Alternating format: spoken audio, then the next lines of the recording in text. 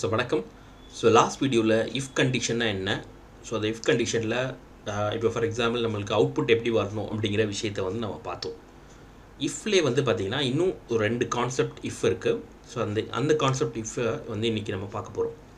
So first வந்து பார்த்திங்க அப்படின்னா, ஸோ எங்கிட்ட ஒரு ஸ்டூடெண்ட்டோடைய டேட்டா இருக்குது. ஸோ அவருடைய மார்க் 1, மார்க் 2, மார்க் 3 இந்த 3 மார்க்கும் இருக்குது.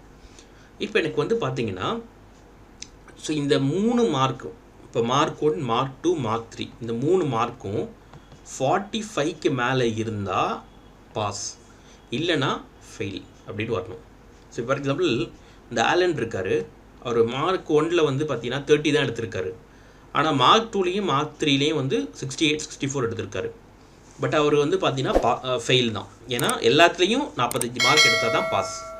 ஸோ அதே போல் இவர் பார்த்தீங்கன்னா பிளாக் ஸ்டோன் அப்படின்னு ஒருத்தருக்காரு. ஸோ அவருடைய மார்க் 65, மார்க் 2ல் 78, மார்க் 3ல் 68.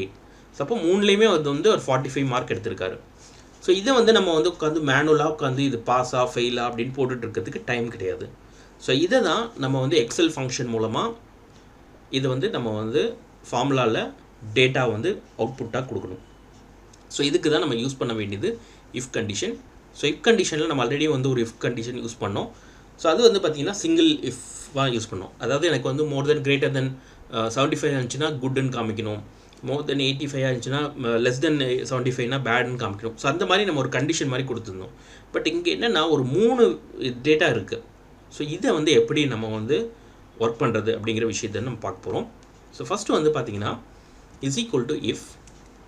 ஸோ இஃப்லேயே வந்து பார்த்திங்கன்னா 2 இது இருக்குது, அண்டு ஒன்று இருக்குது, ஆறுன்னு ஒன்று இருக்குது. ஓகே, அதை தான் நம்ம இப்போ பார்க்க போகிறோம்.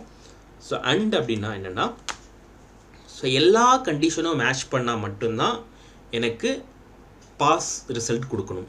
ஓகே, ஸோ இது எப்படி போடுறதுன்னா, இஃப் போட்டுட்டு ஓப்பன் ப்ராக்கெட் கொடுத்து இமீடியட்டாக அண்டுன்னு கொடுத்தீங்கன்னா உங்களுக்கு வரும். திருப்பி ஒரு ஓப்பன் ப்ராக்கெட் கொடுக்கணும். ஸோ ஓப்பன் ப்ராக்கெட் கொடுத்தோன்னா உங்களுக்கு லாஜிக்கல் 1ன்னு கேட்கும்.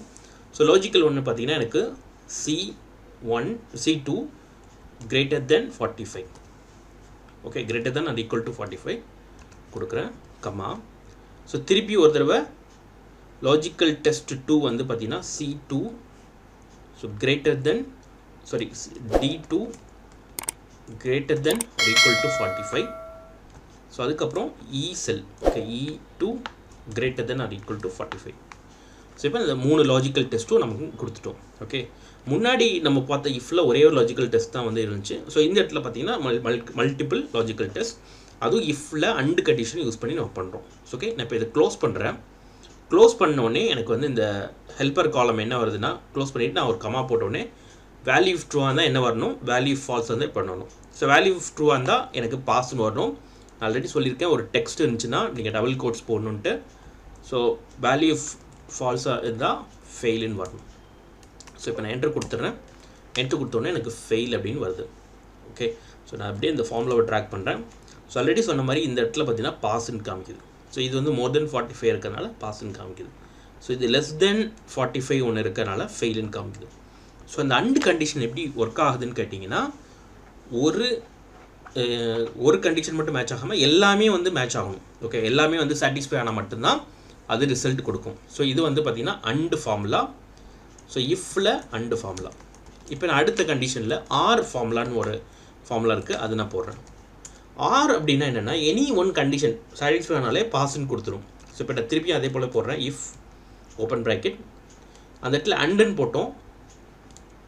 ஸோ இஃப் போட்டுட்டு ஓப்பன் ப்ராக்கெட், அந்த இடத்துல அண்டுன்னு போட்டோம், அந்த இடத்துல ஆறுன்னு நான் போடுறேன். So logical test greater than or equal to 45. So இந்த இடத்துல greater than or equal to 45. அப்புறம் E-cell greater than or equal to 45. So close bracket கொடுத்த வேல்யூ ஆஃப் ட்ரூ இருந்தால் பாஸ். ஸோ வேல்யூ ஆஃப் இதாக இருந்தால் ஃபெயில். ஓகே, ஸோ இப்போது பாஸ்ன்னு காமிக்குது. So ஏன் அப்படின்னா ஏதாவது ஒரு வேல்யூ சாட்டிஸ்ஃபை ஆகிருக்கு. ஸோ அதனால் பாஸ்ன்னு காமிக்குது. ஸோ இந்த இடத்துல பார்த்தீங்க அப்படின்னா நான் இதை ட்ராக் பண்ணுறேன். ஸோ இந்த இடத்துல ஒரு வேல்யூ சாட்டிஸ்ஃபை ஆகிருக்கு, அதனால் பாஸ் காமிக்குது. ஸோ இந்த இடத்துல 3 வேல்யூமே வந்து 45 கீழே இருக்கிறனால இது ஃபெயிலுன்னு காமிக்குது. ஸோ அண்டுங்கிறது எல்லா கண்டிஷனும் சாட்டிஸ்ஃபை ஆனால் மட்டும்தான் ரிசல்ட்ஸ் வந்து பாசிட்டிவாக வரும்.